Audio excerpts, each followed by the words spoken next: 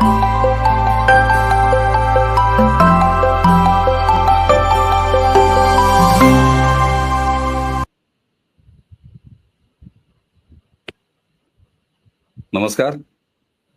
प्रारब्ध के आज के इस लाइव में आप सभी का स्वागत है। दर्शकों, जैसा आप जानते हैं कि लाइव का कोई भी कार्यक्रम मैं धीमी गति का समाचार पढ़ के शुरुआत करता हूं, और धीमी गति का समाचार इसलिए पढ़ता हूं ताकि हमारे दर्शकों को नोटिफिकेशन मिल जाए, आप सब जुड़ जाएं। और देखिए, हमारी बोनी हो चुकी है। हमारी स्क्रीन बता रही है कि 10 दर्शक हमसे जुड़ चुके हैं। एक संख्या हमारी होती है, थोड़ा सा हम समय लेते हैं ताकि दर्शक ज्यादा से ज्यादा जुड़ जाएं। तो बहुत ज्यादा एक साथ मत बताइएगा अगर आवाज में कोई दिक्कत हो, क्योंकि लाइव में हम हमेशा ये पूछते हैं, ये हमारी परंपरा है। तो एक आध लोग बताइएगा। अब होता क्या है, अगले आधे घंटे लगातार आप बताते जाते हैं कि अवनीश जी आवाज अच्छी है, आवाज ठीक है। नहीं, एक दो लोग बता दिए, लाइव चैट में आप देख लीजिए। हमारे साथ अब अर्धशतक दर्शकों का लगने जा रहा है। 47 हमें स्क्रीन पे दिखाई दे रहे हैं। आवाज ओके। अब इसके बाद कोई आवाज ओके के बारे में मत लिखे प्लीज। अब 79 दर्शक हैं और मेरा एक टारगेट है, शतक लग जाता है तब मैं तुरंत अपनी परंपरागत स्पीड में आ जाता हूं, गति में आ जाता हूं। बस बस हो गया, आवाज हो गया, हो गया, हो गया। आवाज के बारे में मत बताइए। आज बेहद महत्वपूर्ण 122। बहुत बहुत धन्यवाद। चैनल को आपने सब्सक्राइब किया है, वीडियोस को आप लाइक करते हैं, शेयर करते हैं, बेल आइकन जरूर दबा के रखिए ताकि जब ऐसे गेस्ट हमारे साथ हों तब आपको सबसे पहले सूचना मिले लाइव की या वीडियो अपलोड की। आज हमारे साथ हैं दर्शकों कर्नल मयंक चौबे साहब। और प्रारब्ध पर हम हमेशा ये प्रयास करते हैं कि जिस भी टॉपिक पे बात करें, विषय विशेषज्ञ से बात करें। हम वो नहीं हैं जो ड्राइंग रूम पॉलिटिक्स करते हैं, क्योंकि हम राजनेता नहीं हैं। हम तो मिसकाल वाले भी किसी पार्टी के मेंबर नहीं हैं। तो आइए सबसे पहले आज के लाइव में स्वागत कर लेते हैं कर्नल मयंक चौबे साहब का। कर्नल साहब, बहुत बहुत स्वागत। नमस्कार। नमस्कार और धन्यवाद अवनीश जी। कर्नल साहब, आपके हाथ में कुछ मुझे दिख रहा है जी। सब ठीक? फ्रैक्चर हो रखा है, बाई कलाई जो है वो टूटी हुई है, इससे मैं प्लास्टर में बंद है और तार वार पड़े हुए हैं अंदर अच्छे खासे। तो मेरी वैल्यू बढ़ गई है, टाइटेनियम साथ में गया हुआ है अंदर। तो दर्शकों, बिल्कुल सर, आपके अच्छे स्वास्थ्य की मंगल कामना, और हमारे दर्शक भी आपके लिए मंगल कामना करेंगे। प्रारब्ध का ये सौभाग्य रहा कि पिछली बातचीत 2 दिन पहले, 1 दिन पहले हमने मयंक सर से किया और उसको आप सबने बहुत सराहा। तो आइए आज बात करेंगे अमेरिका और भारत के बीच में जो डिफेंस डील हुई है। आपको मीडिया, स्थापित मीडिया हो, हालांकि कोई स्थापित मीडिया नहीं है, हम सब एक प्लेटफॉर्म पे बजने वाले मीडिया हैं। हमारे बांग्लादेशी मित्र शोएब चौधरी कहते हैं there is nothing called so called mainstream media, we all are same stream media, क्योंकि इंटरनेट का समय हम सब एक ही इंटरनेट पे बसते हैं। अभी मैं इनफॉर्मली कर्नल साहब से यही बात कह रहा था। तो सवाल ये उठता है कि आसियान में मोदी नहीं जा रहे। इसको गजब तरीके से लोगों ने प्रोजेक्ट किया सर।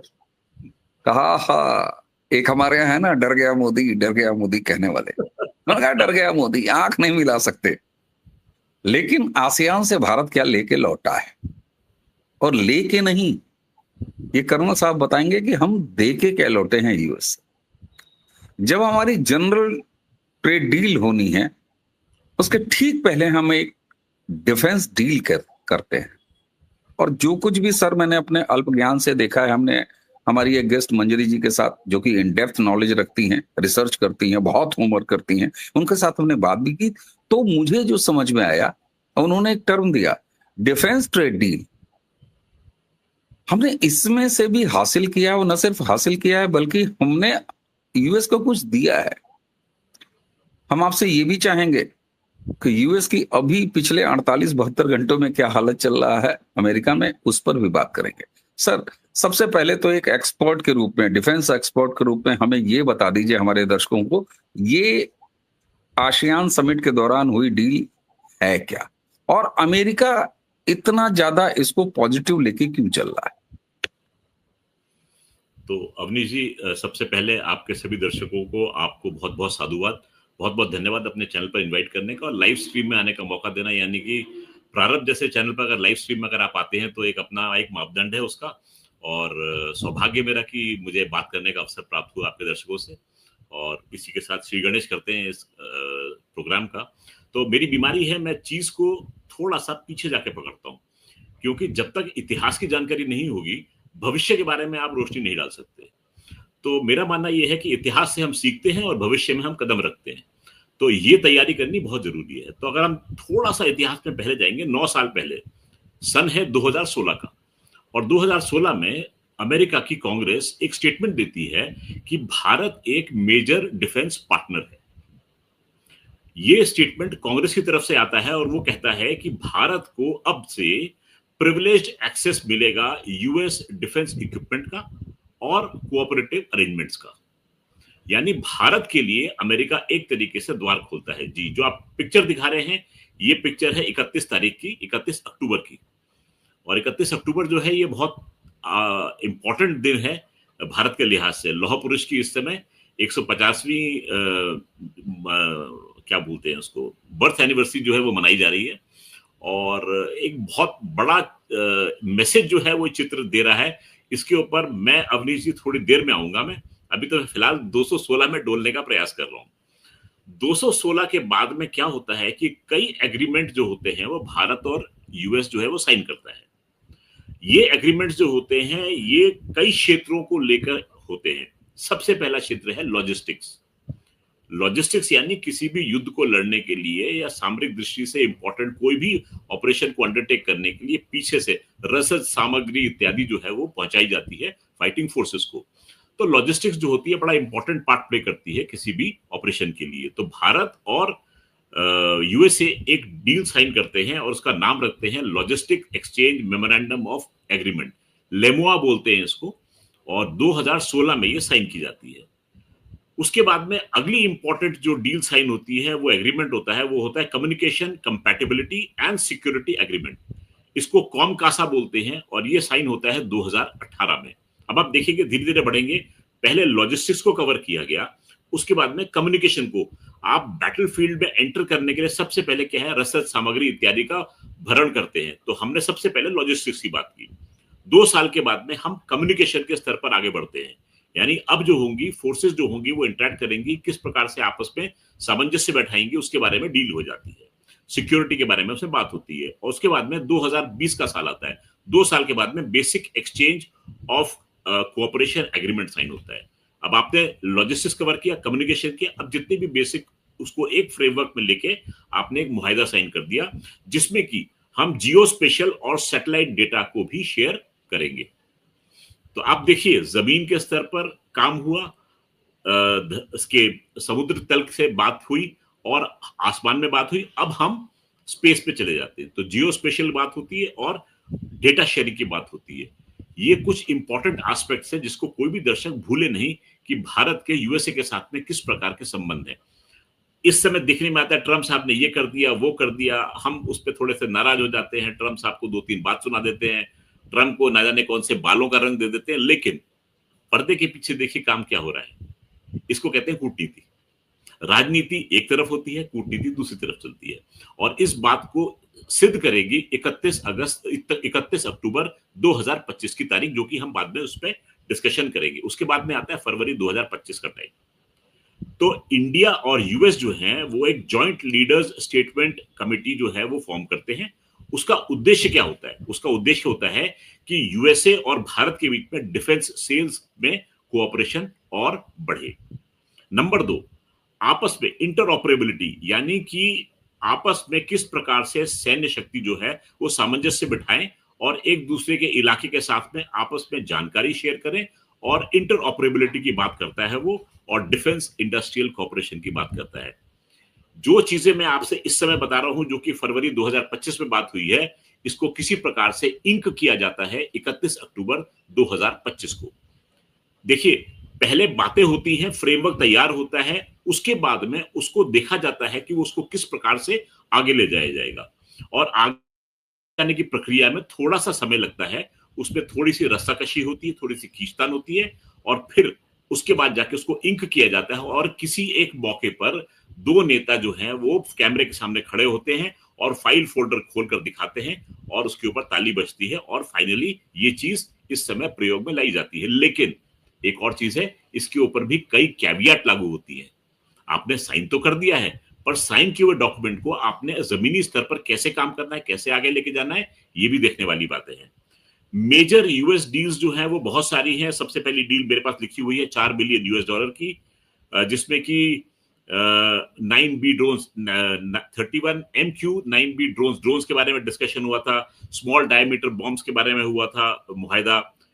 फिर एक्वायरिंग को प्रोडक्टिबिलिटी ऑफ स्ट्राइकर आईसीबी। अब जो पॉइंट मैंने लिखे हैं ये सब इस डील में उठकर आए हैं। तो अब इस डील पे हम सीधे जंप मार के पहुंच जाते हैं। तो बड़ा इंटरेस्टिंग केस होता है।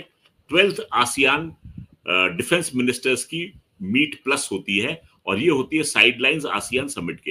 देखिए, जब एक समिट होता है तो उस समिट के साथ में कई नेता जो हैं वो ट्रैवल करते हैं।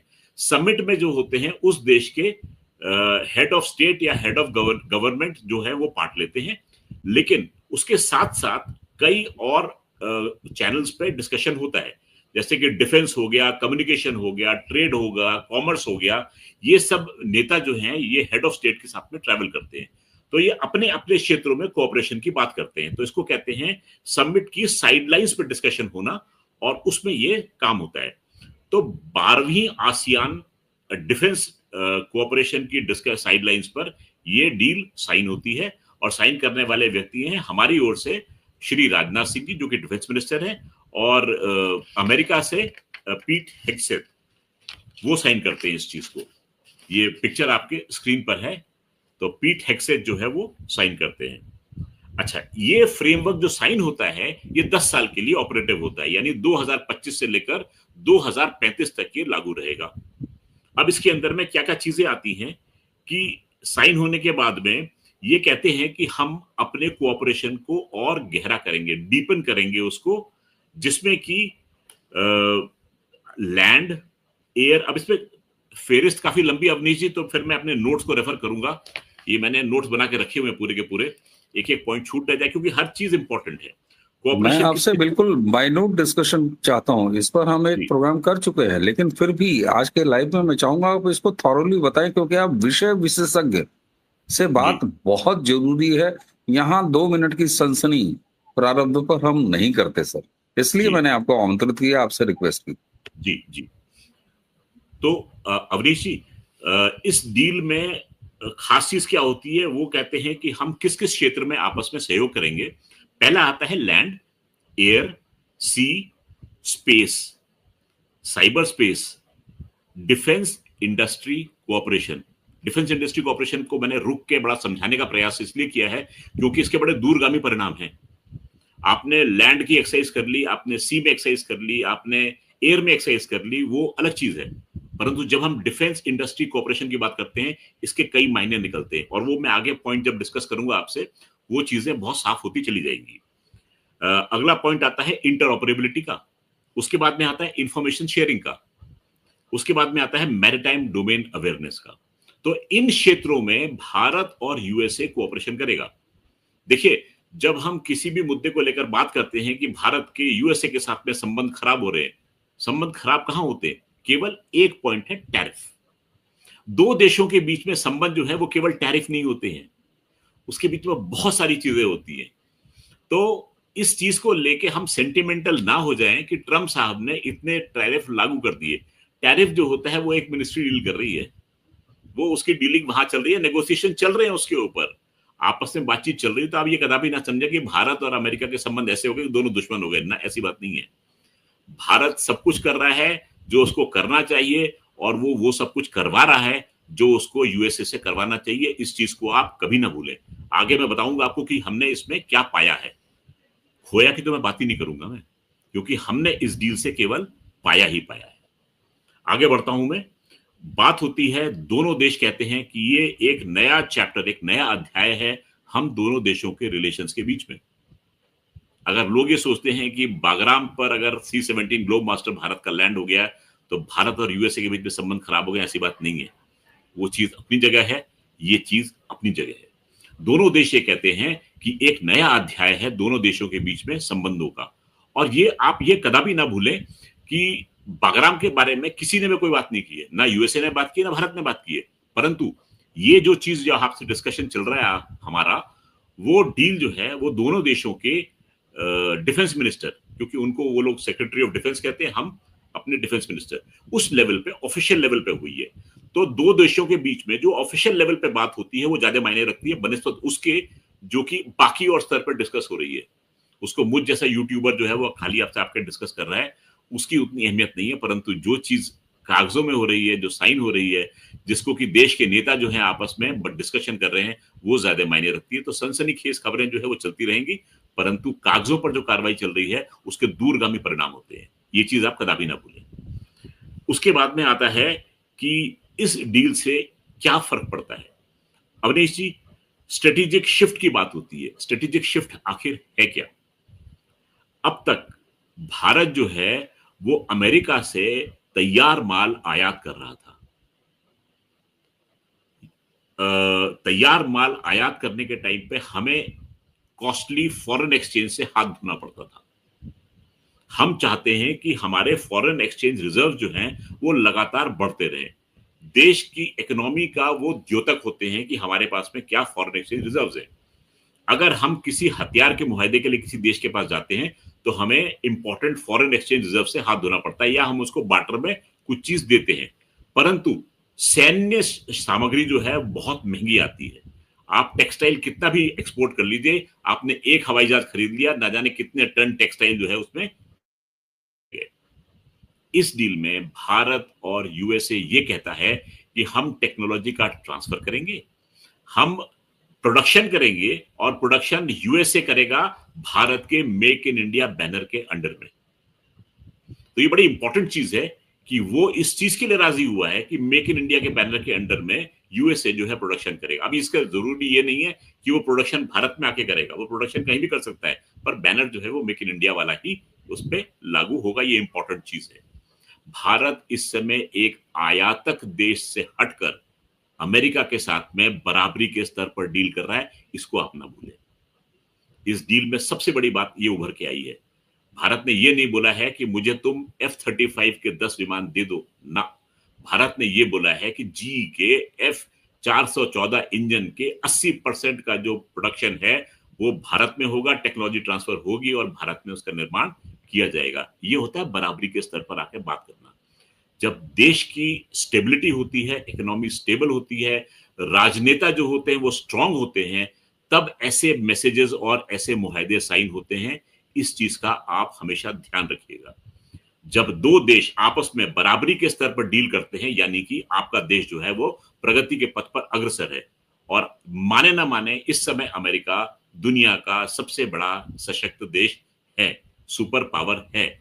अगर आप सुपर पावर के साथ में एग्रीमेंट कर रहे हैं, उससे परचेज नहीं कर रहे हैं, यानी कि इस समय वो आपको अपने समकक्ष मान रहा है और ये मान के चल रहा है कि भारत एक शक्ति है, it is a force to reckon with. ये मैं कहना चाहता हूं आपसे।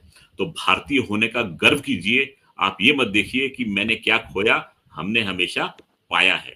इस समय भारत प्रगति के पथ पर अग्रसर है। ये नया भारत है, और जैसा कहा जाता है हम घर में घुस के मारते हैं, इस समय हम दिल में उतर के उनसे वो काम करवा रहे हैं जो हम करवाना चाहते हैं। थोड़ा सा मैं आगे बढ़ता हूं इसमें। ये स्ट्रेटेजिक शिफ्ट की मैंने बात की थी और वो पॉइंट बीच में छूट गया था। इंडो पैसिफिक के क्षेत्र में इस समय अमेरिका को भारत की बहुत आवश्यकता है। देखिए, यूएसए चाहता है कि सी लेन्स जो हैं वो ट्रेड के लिए खुले रहें और उसका आधिपत्य जो है उन ट्रेड लिंक्स पर ऐसा रहे कि जब जरूरत पड़े वो इन ट्रेड लिंक्स को चोक करने में सक्षम हो। उसको पता है कि भारत जो है उसकी नेवल पावर जो है वो बहुत स्ट्रांग है। आप ये ना भूलें, इस समय अगर हॉर्न ऑफ अफ्रीका, सोमालिया के पास में जलदस्यु अगर एक चीनी शिप पर धावा बोलते हैं तो भारत का युद्धपोत जाता है और उनकी रक्षा करता है, उनको बचाता है, वहां से बाहर निकाल के लाता है। यानी कि भारत का डंका जो है वो हॉर्न ऑफ अफ्रीका तक बोल रहा है। और इस समय जब हम ताइवान फिलीपींस की बात कर रहे हैं तो इसको जोड़ने के लिए एक मलाक्का स्टेट जाती है दक्षिण से। मलाक्का स्टेट से चीन का 80% एनर्जी जो है वो शिफ्ट होता है, ट्रांसफर होता है। आप ये मान के चलिए मलाक्का स्टेट पर इस समय भारत की ऐसी पकड़ है, हम जब चाहें उसको मलाक्का स्टेट को चोक कर सकते हैं। कहते हैं चीन का जैसे गला घोट सकते हो आप, आपके पास में वो ताकत है। देखिए गालवान में क्या हुआ, या उन्होंने 2 बंकर बना लिए, उन्होंने कुछ भी कर लिया, आपने एक बार मलाक्का स्टेट पर अपना कब्जा दिखाया, आपकी सब पकड़ दुनिया भर की ढीली पड़ जाती है। आप ये ना माने कि अगर चाइनीज फोर्सेस अगर वहां से एडवांस करेंगी तो हमारी नेवी जो है वो शांत रहेगी। इस समय मान के चलिए इंडियन ओशन वाकई में इंडियन ओशन है। अगर मैं कह रहा हूं इंडियन ओशन है, that means the ocean belongs to India. ये मेरा कहना है। मैं अमेरिकन के शब्द पकड़ रहा हूँ, वो भी अच्छा। उसको अमेरिकन ओशन कहते हैं साहब। अजी साहब, कहने को तो वो कुछ भी कह लेंगे, लेकिन हमें पता है कि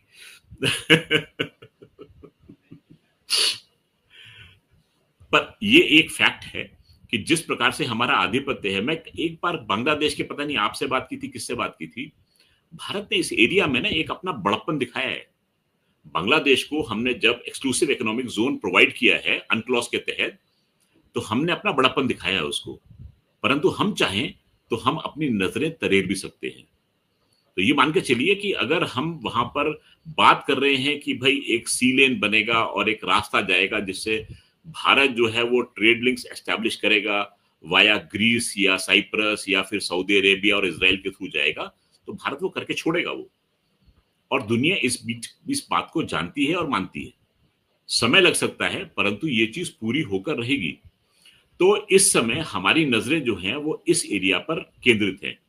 खैर, थोड़ा सा हम टॉपिक से डाइग्रेस कर गए थे, वापस इस ट्रेड डील पर आते हैं। डिफेंस इंडस्ट्री कोऑपरेशन की हमने बात कर दी। इस समय एक सिग्नलिंग है वो हुई है दुनिया को कि अमेरिका ने अपनी पॉलिसी में एक शिफ्ट दिखाया है। शिफ्ट ये है कि अमेरिका जब किसी कंट्री के साथ में डील करता है उसको अपने से निम्न मान के डील करता है, उसको थोड़ी सी चीज देता है। जो आज आपके साथ है उनका कलाम बंटवारा आईक्यू लेवल पर। ये आपने जो आईक्यू दिया था लेवल पिछली बार भारत पाकिस्तान बंटवारे का, ये भाई साहब हंसी मजाक की बात थी, परंतु क्या है कि कमबख्त ये लोग हर बार मेरी बात को सही प्रूव करने पर तुले रहते हैं। कोई ना कोई ऐसा कदम उठाएंगे, कोई ना कोई बयान देंगे जिससे ये प्रूव हो जाएगा कि भारत और पाकिस्तान का विभाजन जो हुआ था वो आईक्यू के आधार पर हुआ था। खैर, मजाक की बात थी, वो वहीं की वहीं रहेगी, परंतु देखते रहिए हरकतें इनकी वैसी रहेगी ये। लेकिन इसके बीच में कैविएट भी है। कैविएट क्या है कि क्या जो चीजें पेपर में कही गई हैं क्या वो जमीन के स्तर पर भी वो लागू हो पाएंगी, ये इंपॉर्टेंट है, देखने वाला। मतलब ये ऑब्जर्वेशन की बात है, क्या होगा। अब इसके अंदर में इंपॉर्टेंट हाइलाइट्स क्या थी वो मैं जरा एक बार पढ़ देता हूं। हाईलाइट क्या थी, F1414 जेट इंजन की बात हमने की थी, को प्रोडक्शन जो कि HAL और GE के बीच में होगा। और हमने बोला है कि ट्रांसफर ऑफ टेक्नोलॉजी जो है वो 80% होनी चाहिए। तो इसका पूरा फ्रेमवर्क तैयार हुआ था फरवरी 2025 में और उसको इंक किया गया अभी 31 अक्टूबर 2025 में। तो ये मान के चलिए कि 8 महीने का टाइम लग गया इनके पूरे डिस्कशंस में, नेगोशिएशंस में। और जो डिस्कशंस और पॉइंट रखे गए थे हमारे द्वारा फरवरी में, वो सारे के सारे मैं नोट कर रहा हूं, वो सब अक्षरश मान लिए गए हैं और वो पेपर में उतर कर आए हैं। तो मैं इस चीज को मान रहा हूं कि पिछले 8 महीने में भारत ने अपने कद को बढ़ाया है। क्योंकि अगर आप किसी डील में प्रपोजल जो रखते हैं वो प्रपोजल हूबहू आपके MOU या एग्रीमेंट में आते दिखते हैं, तो आप ये मान के चलिए अगला व्यक्ति जो है वो आपकी बात को मान रहा है, तरजीह दे रहा है। तो ये नया भारत है और नया भारत, मुझे तो बड़ा मजा आ रहा है ये डिस्कशन करने में। मन करता है कि समय यही थम जाए और हम बात करते रहे इसके ऊपर, परंतु समय की मर्यादा का पालन करते हुए और देखिए ना, समय की मर्यादा हमारे दर्शक कैसे तोड़ रहे हैं। हमारे दर्शक हैं, कह रहे हैं कि मैं 9 बजे सो जाता हूँ, जाट हूँ, पर मैं आज आपका चैनल देखकर ही सोऊंगा। तो बस बहुत बहुत ये धन्यवाद हमारे भाई लिए साहब। इंस्पिरेशन है। और कुछ सवाल भी मैं जो दर्शकों के हैं वो लूंगा, लेकिन आप उसके बीच में मैं आपको एक और स्लाइड दिखाना चाहता हूँ। जी ये तो मैंने खैर वो रेफरेंशियल स्लाइड जी दिखाया। जी जी जी जी। सर, पूर्वी भारत प्रचंड की प्रहार। सेनाओं का ये कौन सा पोस्चरिंग है? एक तरफ ये सब चल रहा है और दूसरी तरफ घोषणा होती है कि हमारी सेना के तीनों विंग, जी। अभी डेट मुझे नहीं मालूम है, आप बता सकते हैं कि क्या डेट है? मुझे लगता है मैंने खोजा, चली रही डेट है मिली पूर्वी नहीं। प्रचंड प्रहार। एयर एक्साइज की बात हो रही है ये। नो टाइम हमने इशू जारी कर दिया, वो मैं पढ़ रहा हूँ इसको बैठ के। 6 नवंबर से ये कहा जा रहा है कि 6 कैलेंडर डेट्स जो है वो इशू होंगी और ये चलेगी जनवरी 2026 तक। तो एयरफोर्स ने नो टाइम जारी किया है और पूरा एरिया जो नॉर्थ ईस्ट का है, bordering China, Bhutan, Myanmar, Bangladesh, एक बहुत लार्ज स्केल एक्सरसाइज के लिए उन्होंने किया है। पहले आपको ध्यान होगा, कई लोग बोल रहे थे कि नॉर्थ ईस्ट में बड़ी सरगर्मी चल रही है फौज की। तो जब नेचुरली जब एक्सरसाइज होती है तो एक्सरसाइज से पहले फौज जो है वो मूव करती है। तो ये मूव की सरगर्मी थी। बहुत लोगों ने इस बात के भी कयास लगा दिए कि चिकन नेक 22 किलोमीटर से बढ़ाकर कुछ और कर दिया गया, लेकिन ऐसा कुछ हुआ नहीं था। एक्सरसाइज के लिए फौज जो होती है मोबिलाइज करती है, टाइम लेती है और फिर जाके अपने आप को स्थापित करती है और फिर एक्सरसाइज शुरू होती है और फिर एक्सरसाइज में पार्ट लिया जाता है। एक्सरसाइज जो होती है उसको हिंदी में युद्धाभ्यास बोलते हैं। तो नेचुरली अभ्यास के लिए आप जाएंगे और जाने के लिए आप या तो ट्रेन का प्रयोग करेंगे या फिर ट्रक से रोड के जरिए जाएंगे। तो उस समय ऐसा लगता है कि न जाने क्या होने वाला है, इतनी बड़ी सेनाएं मूव कर रही हैं। लोगों ने तो ये तक आक्षेप लगा दिए थे कि कुछ सेना एक्सरसाइज के लिए मूव करी तो वो दिल्ली पे काबिज होने के लिए आ रही है। ऐसा डर भी लोगों ने लोगों के मन में डाल दिया था। पर मान के चलिए हमारी ट्रेन जी उंगली बहुत कम दिखाता हूं सर। जी जी जी जी कांग्रेस की सरकारों में क्या क्या हुआ है जी ये देश ने देखा है। हम चीन के बॉर्डर पर रोड बना देंगे, चीन उसका इस्तेमाल कर लेगा। हाँ। भारतीय सेना के लिए पैसे पेड़ों पर नहीं उगते, ये सब तक देखा है। जी लेकिन हमारे यहाँ भी बड़े बड़े शूरवीर हैं सर। किसी ने कहा कि 60 किलोमीटर हो गया है चिकन नेक, किसी ने कहा 160 किलोमीटर हो गया है।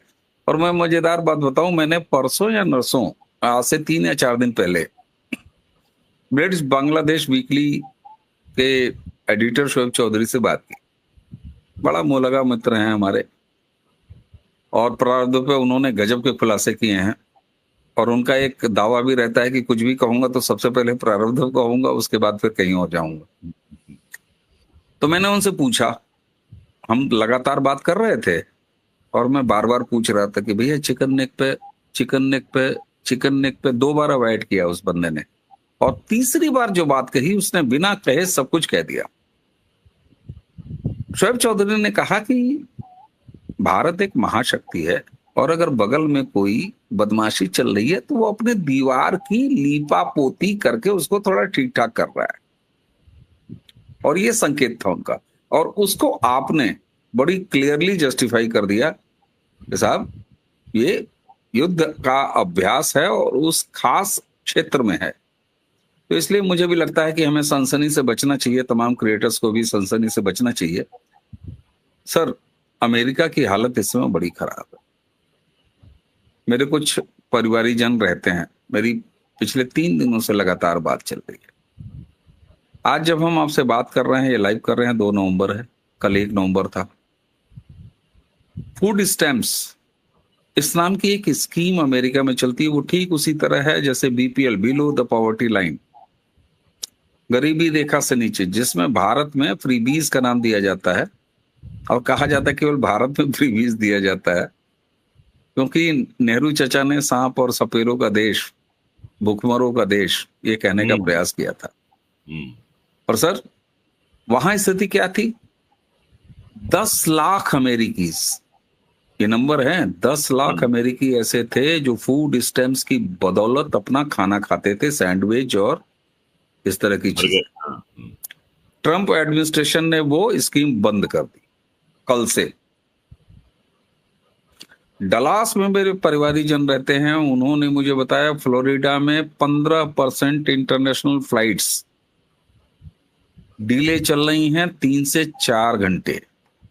डोमेस्टिक फ्लाइट्स 25% ऑन ग्राउंड हो चुकी। भुखमरी की स्थिति, अगर 10 लाख लोग भूखे सोएंगे अमेरिका में, तो इसे भुखमरी की स्थिति कहेंगे कि नहीं कहेंगे? आज दोपहर में मैंने मंजरी जी के साथ एक डिटेल बात की, हम लोगों ने बतकही शैली में बात की। सवाल ये होता है कि क्या ट्रम्प यूएस फर्स्ट इस तरीके से बना के लेकर चलेंगे? और आपने जो एक कहा ना कि हमने कुछ खोया तो है ही नहीं इस डिफेंस डील में, हमने सब कुछ पाया है, लेकिन मैं थोड़ा सा आपसे असहमत हूंगा, आप चौंकिएगा मत। मुझे तो लगता है हमने अमेरिका के गाढ़े वक्त में उसके कटोरे में कुछ रुपए डाल दिए हैं साहब। कैसे देखते हैं? जी जी जी जी, नहीं बिल्कुल आपने सही किया अवनीश जी, और मैं एक कदम और आगे जाऊंगा। जो आपने बात की अमेरिकी की, तो 3 दिन पहले मैं अपने एक सोर्स से बात कर रहा था, और जो इंफॉर्मेशन मैं देता हूँ वो पक्का सोर्स बेस्ड इंफॉर्मेशन है। और मुझे ये बताया गया था कि वहां के जो होम गार्ड्स हैं, होम गार्ड्स जो हैं इस समय रॉयट कंट्रोल की ड्रिल कर रहे हैं, क्योंकि दे एक्सपेक्ट कि डॉलर जो है वो बुरी तरीके से लुढ़केगा, फाइनेंशियल सिचुएशन वहां की बिगड़ेगी, और बिगड़ने की वजह से वहां पर रॉयटिंग हो सकती है, स्ट्रीट पर लूटपाट हो सकती है, अराजकता फैल सकती है। इसीलिए वहां के होम गार्ड जो हैं ये वहां पर ड्रिल कर रहे हैं इस चीज के लिए। तो इस बात की जो पुष्टि है, वो अमेरिका में अगर कोई बैठे हैं सुन रहे हैं इस चीज को, तो वो इसकी अवश्य कर सकते हैं। नंबर 2, 9 बजे मैं सो जाता हूं, अच्छा ये दोबारा से आ गया ये। तो इस समय अमेरिका की स्थिति जो है वो मानकर चलिए, अगर शोचनीय नहीं है तो दयनीय तो अवश्य है। और वहां से छन छन की खबर ये भी आ रही है कि न जाने उन्होंने एक निर्णय ऐसा लिया है कि जिसमें कि डेवलपिंग कंट्रीज को, अंडर डेवलप्ड कंट्रीज को, अफ्रीका एशिया के कंट्रीज को, जो कि वो एड्स और कैंसर की लाइफ सेविंग ड्रग्स जो सप्लाई हो रही थी उस पर भी उन्होंने कुछ रोक लगाई है। इस खबर की पुष्टि जो है वो मैं थोड़ी देर में कर पाऊंगा, परंतु ऐसी खबर मेरे कानों तक पहुंची है।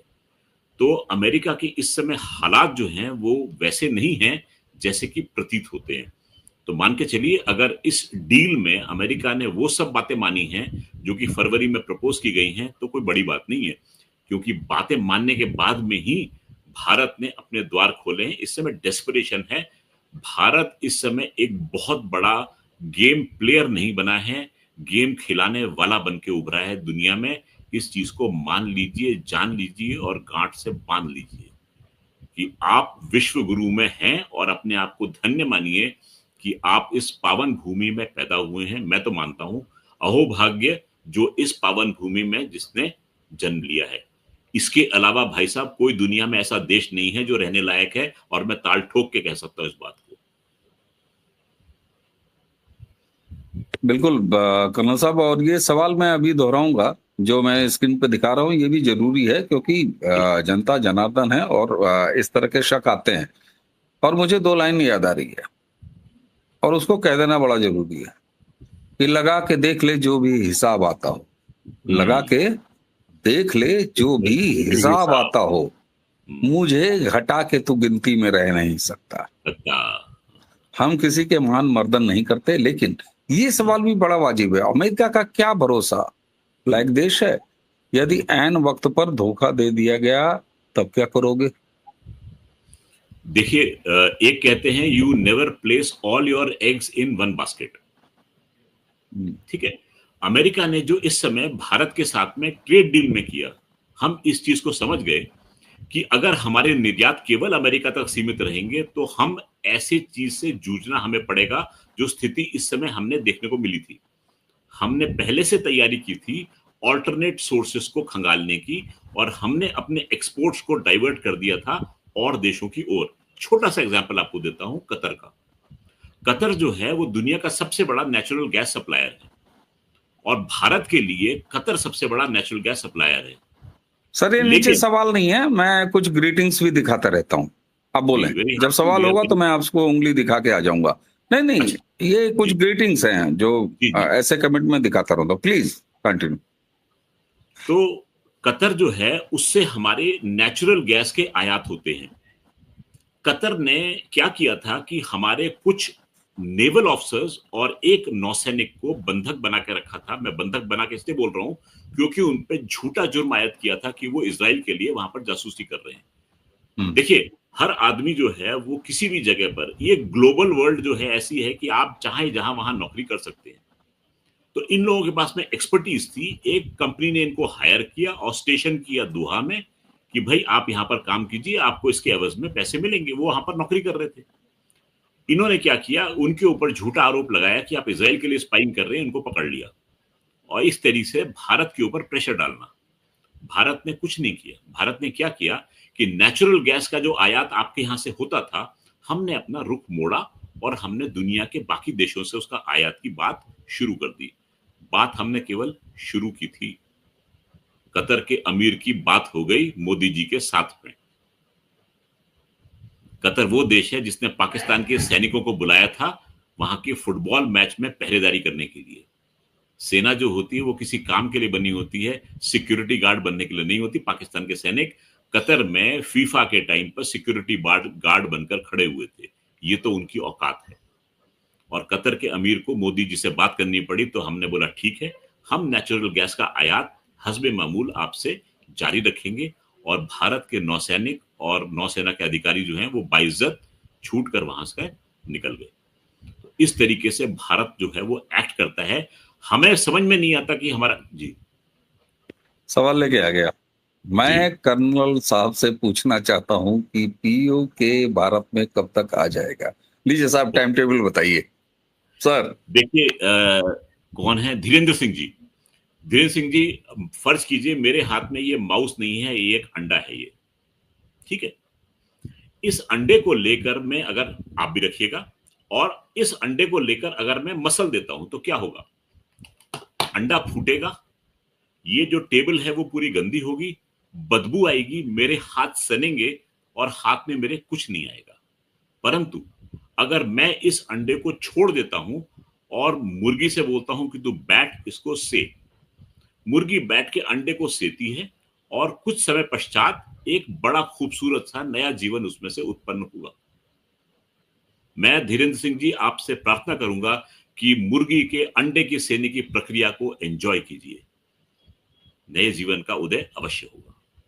बिल्कुल, आप प्लीज कंटिन्यू करिए। मैंने आपको रोक दिया, उंगली दिखाई मैंने सवाल। अब एक चीज, पिछले 37 मिनट से हम लाइव हैं और जनरली कर्नल साहब हम 40 मिनट के आसपास का लाइव करते हैं, लेकिन आज आपसे कहाँ लाइव रोकूं। जैसे आपने कहा कि कहाँ रोकूं, तो मैं कहाँ रोकूं, मुझे ये नहीं समझ में आ रहा। सवाल ये होता है कि अब जरा लोकलाइज हो जाए। जैसे होता ना कि मैं बड़ा स्वार्थी आदमी, इतना स्वार्थी हूं कि दुनिया में कहीं कुछ हो रहा हो, कुछ भी अच्छा हो जाए, कुछ भी बुरा हो जाए, तमाम हो जाए, लेकिन मोदी जी की तरफ मैं देखता हूं कि भैया मेरा क्या है। मैं ये नहीं कह रहा हूं मोदी जी से कंपेयर नहीं करो, हे भगवान, उनको तो रीड करना कोई सवाल ही नहीं। सवाल ये होता है कि हमारे यहाँ अगर भारत में आ जाए तो Indian economy is the dead economy, किसने कहा था? और एक चीज, इस देश की, अब मैं गंभीर हो रहा हूं थोड़ा, मेरा चेहरा विकृत भी नजर आएगा दर्शकों आपको। इस देश की जो सो कॉल्ड स्थापित मीडिया अपने आप को कहती है सेक्टर 16 छाप मीडिया, नोएडा का मैं कहता हूं उसको, आसियान समिट में इतना बड़ा डील होती है भारत और यूएस के बीच, 24 घंटे लगते हैं आपको ये बताने में देश को। शर्म नहीं आती आपको शर्म नहीं आती? ट्रम्प चचा अगर किसी बड़बोलेपन में कुछ कह देते हैं कि Indian economy is the dead economy, और संसद परिसर में राहुल उसको वसीयत की तरह, पोते की तरह, जैसे दादा की वसीयत पोता ढोता हो, वैसे क्लेम कर देते हैं कि यस आपको नहीं पता Indian economy is the dead economy, सबको पता है।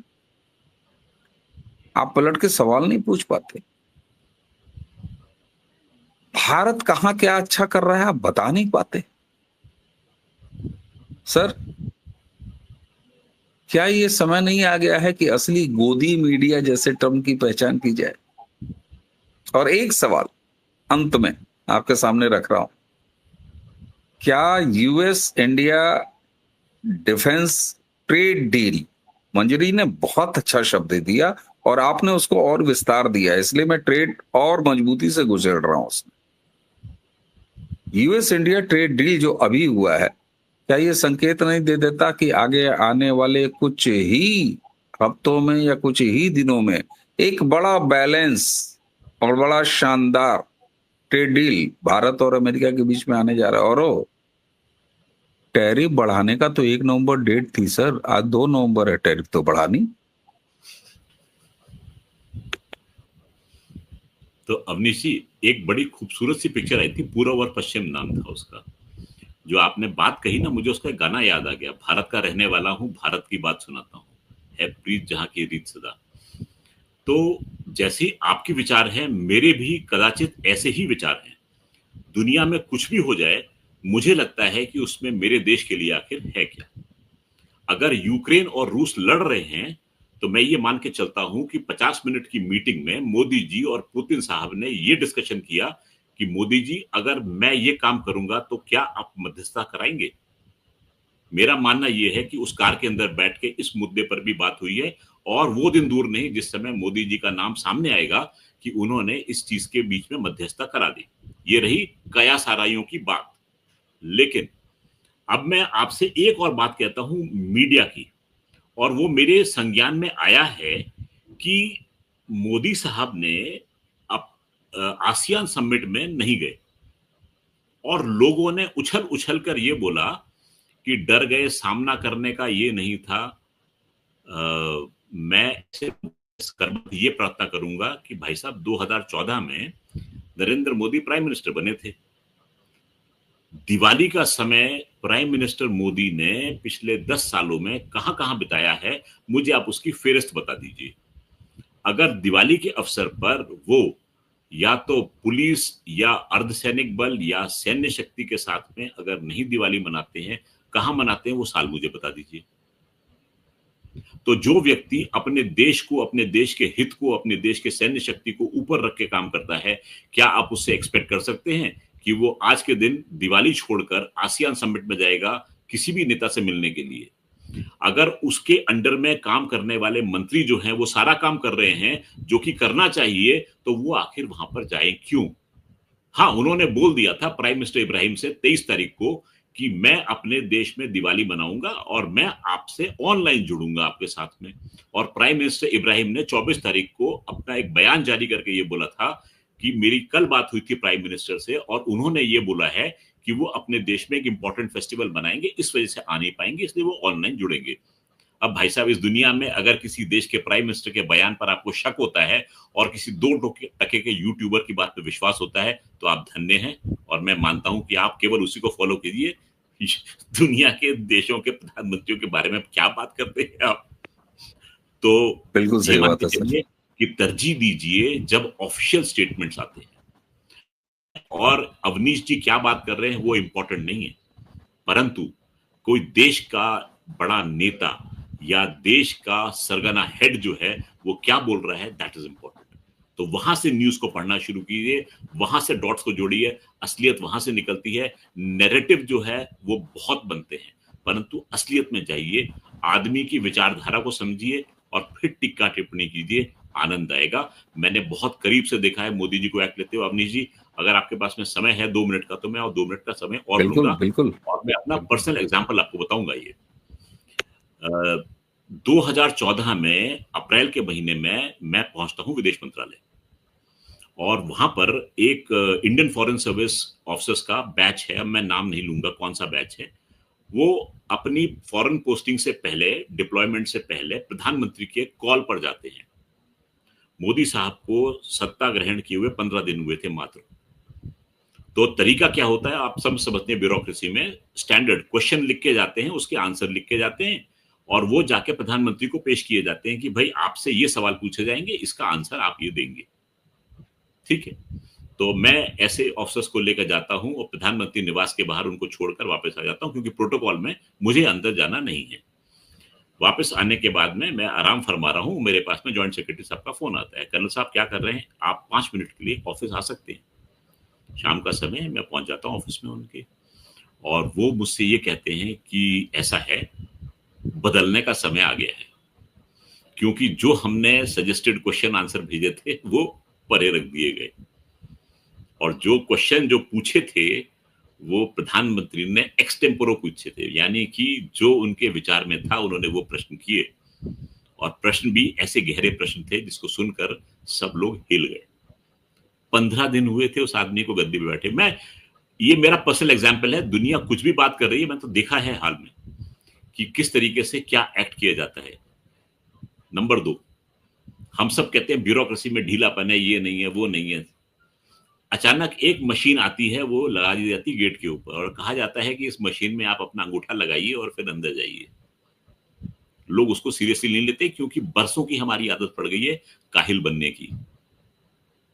धीरे से सबके टेबल पे मेमो आता है, आप फलाने दिन एब्सेंट थे, एब्सेंट थे, एब्सेंट थे, लेट थे, कृपया इतने दिन की छुट्टी भरिएगा, वरना रीजन बताइए आप उस दिन क्यों एब्सेंट थे या क्यों लेट थे।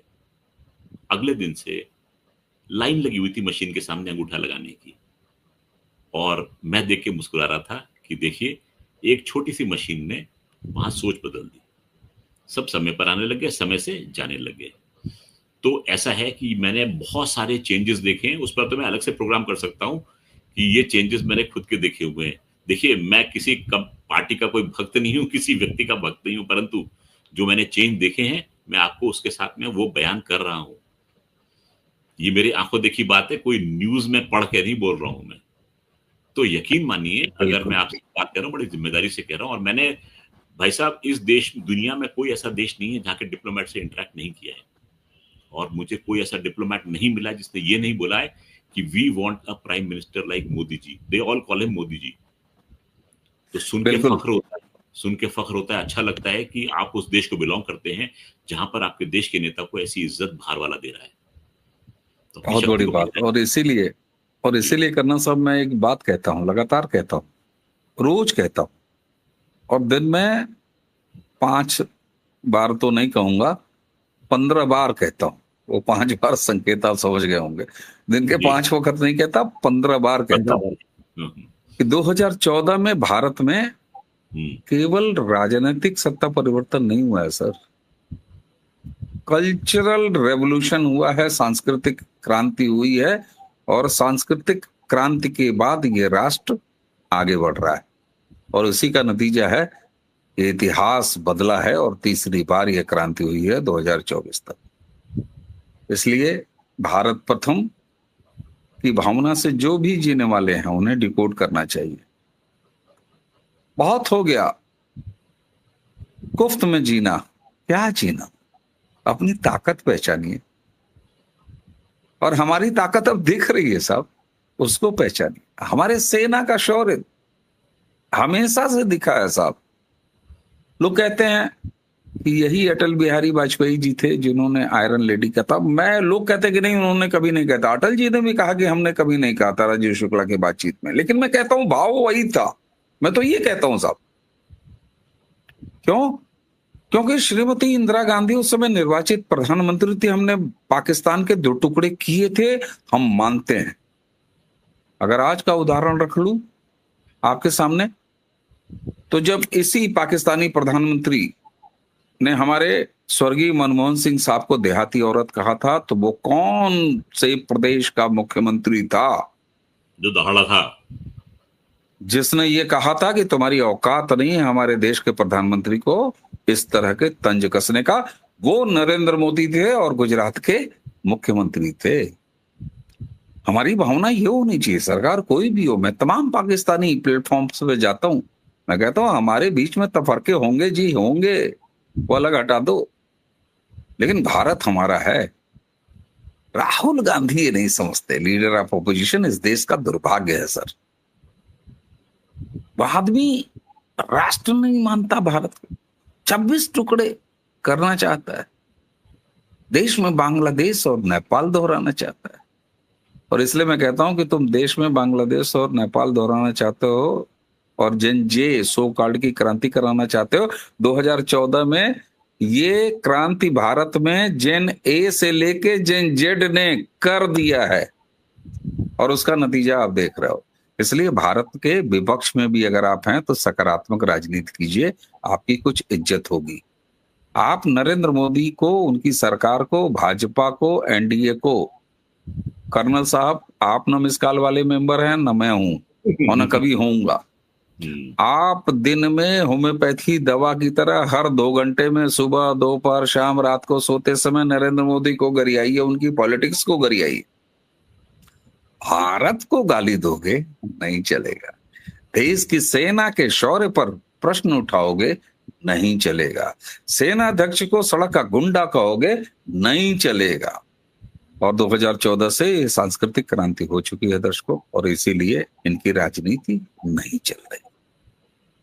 सर, एक और पॉइंट है, अगर किसी को विश्वास ना हो तो 18 मई 2014 का गार्जियन न्यूज़पेपर का एडिटोरियल उठा के पढ़ लीजिएगा। उसमें एक स्टेटमेंट आया है कि भारत आज आजाद हुआ है अंग्रेजों के चंगुल से। ऐसा अखबार आखिर ऐसी लाइन अपने एडिटोरियल में क्यों लिख रहा है? थोड़ा खंगालिए, सोचिए, आपको अपने उत्तर स्वयं मिल जाएंगे। बिल्कुल सर। और पिछले 50 मिनट 32 सेकंड से हम लाइव हैं, हमारे बीच में लगातार दर्शक जुड़े रहे, आप सबका बहुत बहुत धन्यवाद। कर्नल साहब, आपने इतनी शॉर्ट नोटिस पे, मैं आपके लिए आपके व्यस्ततम शेड्यूल को शॉर्ट नोटिस इसलिए कहता हूं कि आपका शेड्यूल बहुत व्यस्त होता है, और मैंने कल आपसे ये रिक्वेस्ट किया कि हम आज लाइव करेंगे, आपने मुझे समय दिया, इसके लिए आपका बहुत बहुत धन्यवाद। और दर्शकों, ये चर्चा कैसी रही ये आप लगातार चैट में बता रहे हैं, आगे भी इस वीडियोस को देखिएगा। कर्नल साहब का अपना चैनल है, उस चैनल का लिंक आपको इस वीडियो के डिस्क्रिप्शन में हमारी टीम डाल देगी, उसको भी फॉलो कीजिए। क्यों? क्योंकि वहां भी चर्चा राष्ट्र प्रथम के भाव से होगी। तो आइए आज के इस लाइव सेशन को अब यहीं समाप्त करें। कर्नल साहब, आपने बहुत आशीर्वाद दिया, व्यापक रूप से बताया, सम्यक रूप से बताया, ड्राइंग रूम बहसों से आगे बताया, भाव से अलग बताया, जमीनी सच बताया, आगे का बताया, पीछे का बताया। अब ऊपर नीचे नाप दूंगा तो हम लोगों ने ऊपर नीचे भी नाप दिया, जो राष्ट्र विरोधी हैं। इसके लिए आपको बहुत बहुत धन्यवाद। तो दर्शकों, आज का अब ये लाइव यहीं समाप्त करेंगे। मुझे यानी अवनीश और कर्नल मयंक चौबे साहब दोनों को आज्ञा दीजिए। नमस्कार, प्रणाम, जय जय श्री राम। नमस्कार, जय हिंद, जय श्री राम।